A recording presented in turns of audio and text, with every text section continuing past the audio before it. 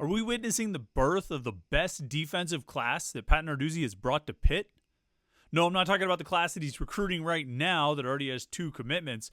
And I'm not talking about the class that he just signed in December, the guys who will arrive this year as freshmen. I'm talking about the class actually before that, the recruiting class of 2023, which is quickly shaping up to be maybe one of the best we've seen under Narduzzi. Pound for pound, it might just be number 1. Does it seem a little premature to say that? Does it seem a little bit early to be calling those guys the best class, the best defensive class that Narduzzi has signed? Yeah, possibly. But you know what I have? I have a legal pad full of data, or at least half a page. And I think I can make a pretty good case for what it's going to be just based on what we've seen, what we've heard, and what we know so far. Let's talk about defensive recruiting. Let's talk about that 2023 recruiting class. And let's talk about it all here right now on the Morning Pitt, youtube.com/Panther-Lair.com.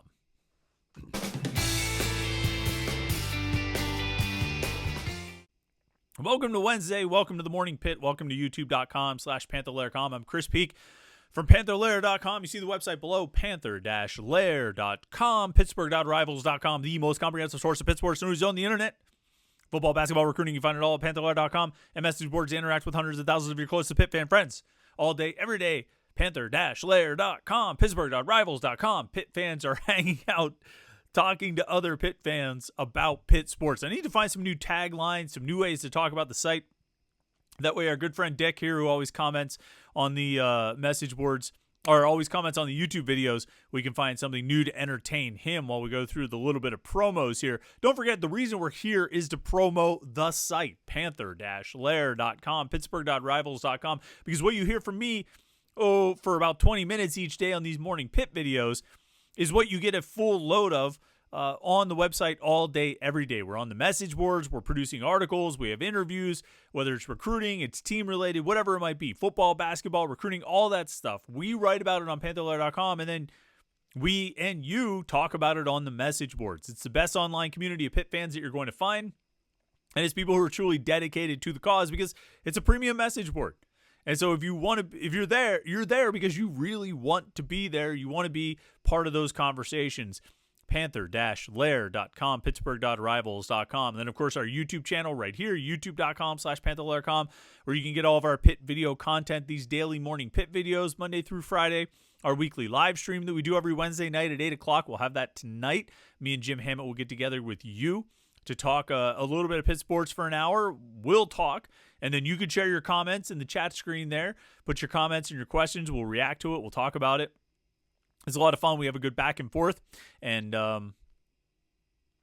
just kind of get into whatever topics. We'll talk some basketball. We'll talk some football. We'll talk some recruiting. And anything else you want to get into Pitt-wise or otherwise, you can bring it up and we'll discuss it on the live show. That's tonight at 8 o'clock. During the season, we have post-game shows as well. None of those for a while, of course, because there's no games. But we will, have that once the season starts. And it's all right here at youtube.com/Panther-Lair.com. The way to make sure you don't miss any of it, click the subscribe button below. That way you'll be locked into our YouTube channel and you won't miss any of our content. And while you're at it, like this video because I just like it when you do that, all right? All right, let's talk about recruiting. Let's talk about the defensive recruiting in the class of 2023. Now, these are the guys who signed and were freshmen last year. Okay, so just to like kind of put context on it, the class of 2024 is the guys who are coming in right now. A bunch of them already enrolled. The rest will arrive in June. Class of 2023 are the guys who signed in December of 2022. Some of them enrolled in January of 2023. The rest arrived in June of 2023. And then they they were freshmen last year. And some of them played, some of them redshirted, typical sort of thing. And it occurred to me this week, and this will actually be one of these instances. We talked about this on the message board about kind of, the purpose of the podcast and the videos, the purpose of articles, and kind of how each one sort of serves a different purpose. But sometimes there's overlap. A lot of times there's overlap between the 3-2-1 column on Friday and some of the things we talk about on these videos. And sometimes there's just overlap between the video and an article. And That's going to be the case today. I think I'm going to write an article about this, so you'll get to see it in the written form and hear me kind of hash out my thoughts. I actually should have written the article first, and then I would have my thoughts a little more organized. But we're going to do the podcast first, and maybe the article will benefit from it. But I was thinking a lot about this week because there's a few things we've heard. There are a few players we've heard a lot about through the first 3 weeks of spring camp, guys whose names keep getting brought up. And two of the ones that we've heard probably more about than any other individual players are Cruz Brookins and Jesse Anderson. And they're both safeties, and they get brought up in a lot of – they get brought up because they're playing really well. They get brought up because we talk about the depth of the safety position with those guys playing well. I think we all entered spring camp thinking that the safeties were Javon McIntyre, Donovan McMillan, and P.J. O'Brien, and certainly those guys are still there, and they're at the top of the pile. They're the veterans and the leaders and experience and all that stuff. But Cruz Brookins and Jesse Anderson keep getting talked about. Brookins was getting talked about at the end of last season. Anderson has made some real improvements through the course of last season and through the offseason and into spring camp. Pat Narduzzi talked about that yesterday. But those two guys in particular keep coming up. They keep getting mentioned. I think it was like the first week of camp. We asked Javon McIntyre, who's standing out among the young safeties? He said, Cruz Brookins. That's the guy. He's Donovan McMillan's backup, and he's playing at a really high level. Jesse Anderson has a pick 6 in the scrimmage on Saturday. Put a video out of that thing. And so these guys keep coming up. They keep getting mentioned. Narduzzi talked about them again yesterday. And they keep getting mentioned as players who are really standing out. And they're putting themselves on the 2 deep. They're putting themselves into position to get on the field this season. Narduzzi yesterday talked about Brookins playing that extra defensive back role in the defensive sub package, playing playing like a nickelback kind of role. And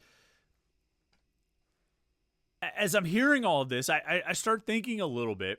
And it was funny because yesterday, for some of the player interviews, we talked to Cruz Brookins, and we also talked to Braylon Lovelace, who was also in that recruiting class. Kid out of Leechburg, ended up playing like 11 games last season, didn't redshirt, had the scoop and score touchdown at Virginia Tech. One of the few highlights for Pitt in that game. There were like 2 highlights.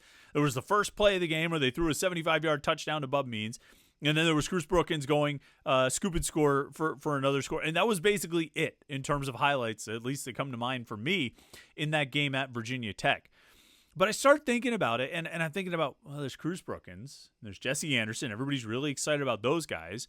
There's Braylon Lovelace, who's been getting talked up a lot as the backup middle linebacker behind Brandon George this spring, and a guy who could play all 3 linebacker spots, but has really taken to the middle linebacker position and has grown into it and is getting a lot of rave reviews, and some of the other linebackers talked about him this spring.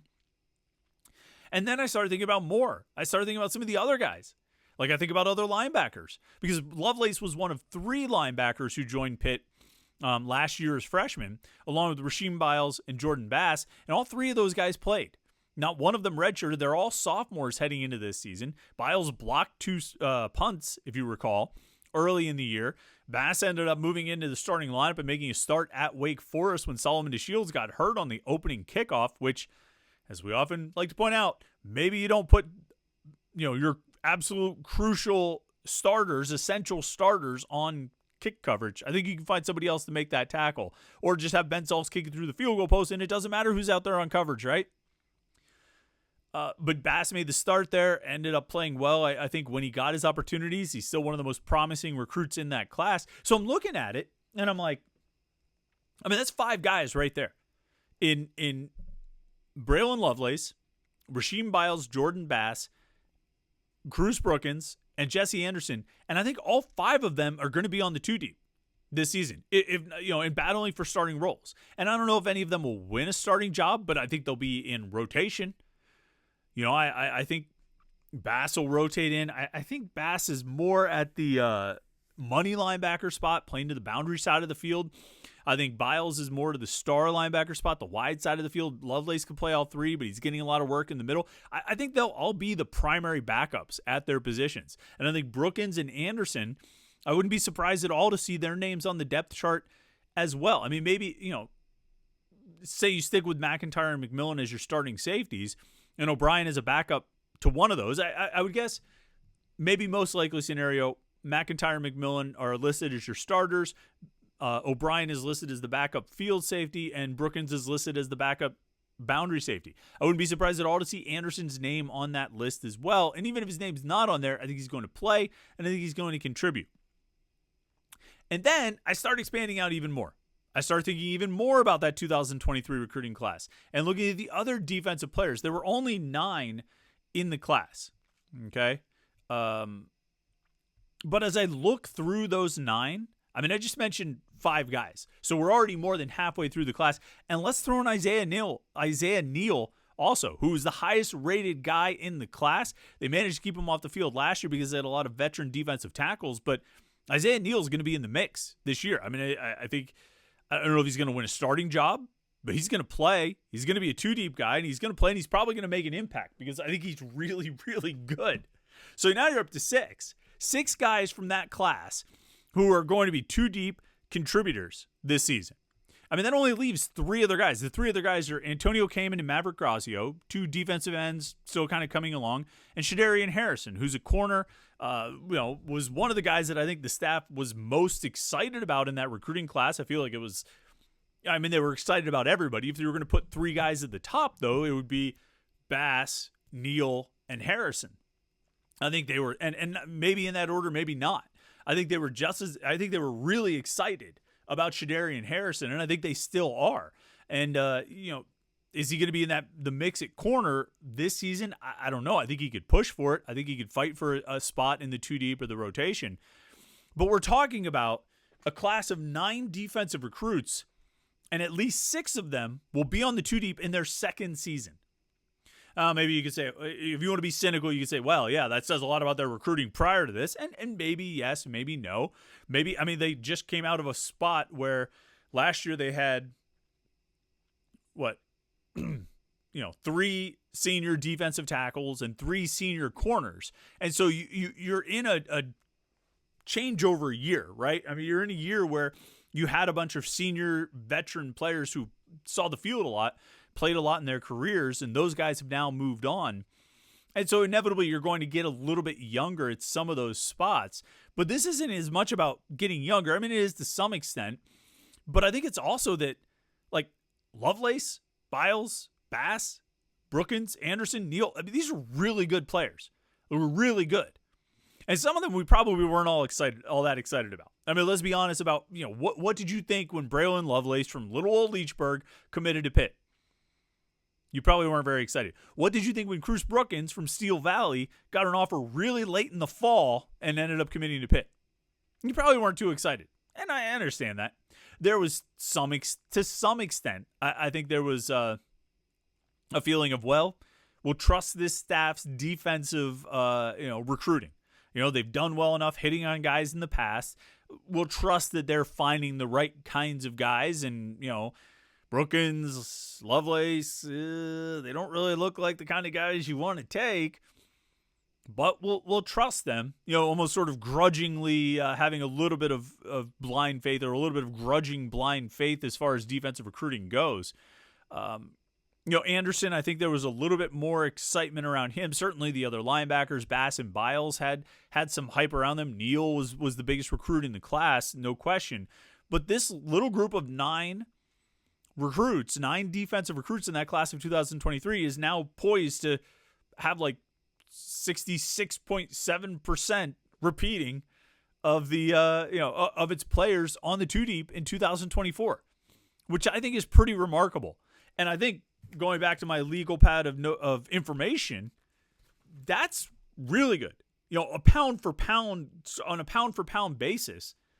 I mean, it's as good as anything we've seen.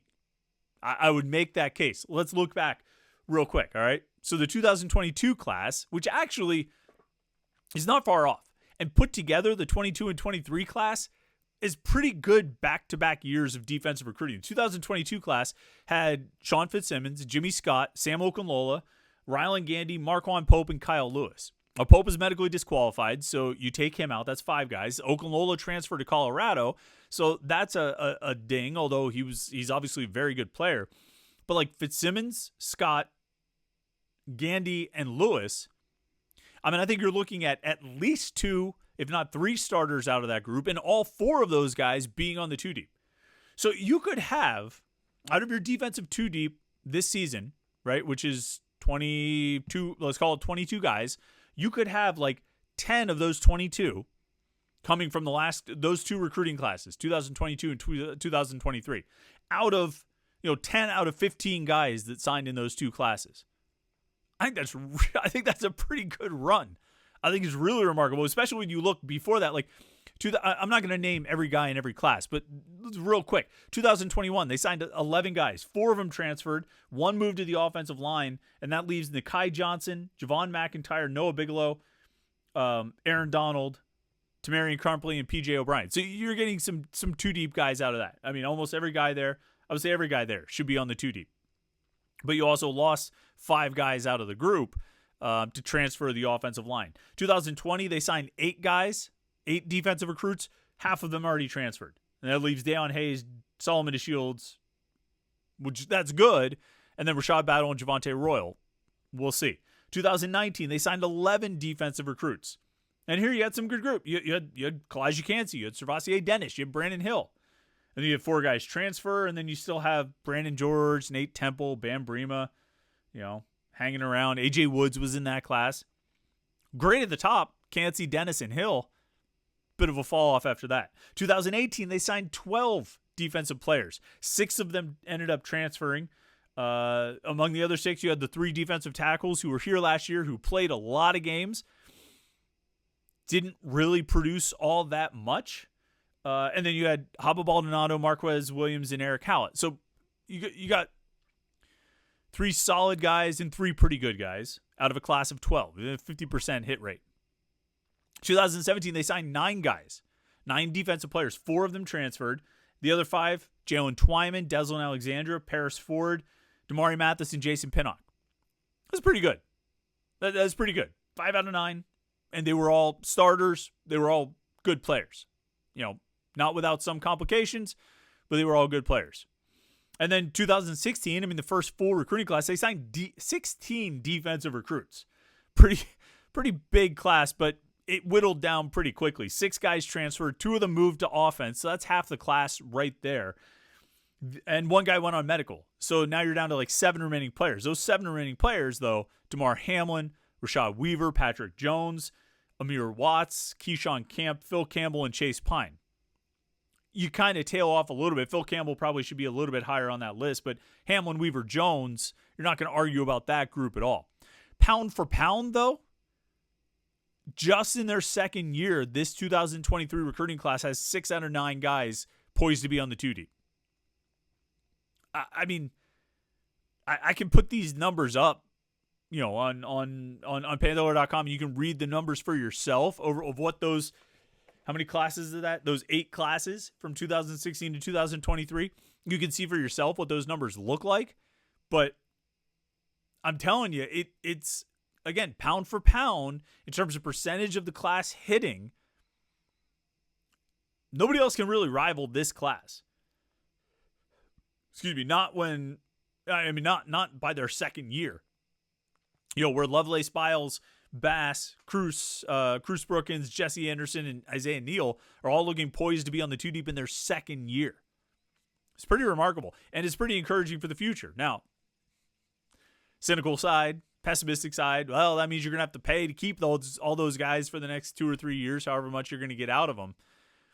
But, just set that aside for a moment and just appreciate that they recruited some really good defensive players. And these guys are making an impact already. Braylon Lovelace looks like he's doubled in size. Cruz Brookins he said he's added 10 pounds. He's up to 195 pounds now. He looks like he's really solid. He's put together. All these guys. Jordan Bass he looks great. Rasheem Biles is bulked up.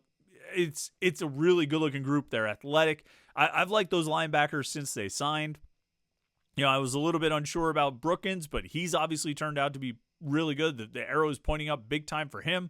And then Anderson, Neal, and you move forward from there. It's a good group, and it could end up being, again, pound for pound, maybe Narduzzi's best group of defensive recruits, which is saying something because they've done pretty well recruiting defense over the last 10 years, or How long is this? 8 years. The last 8, or those 8 recruiting classes, we should say. So we'll see what those guys end up doing on the field this season, but I think it's pretty promising stuff for sure.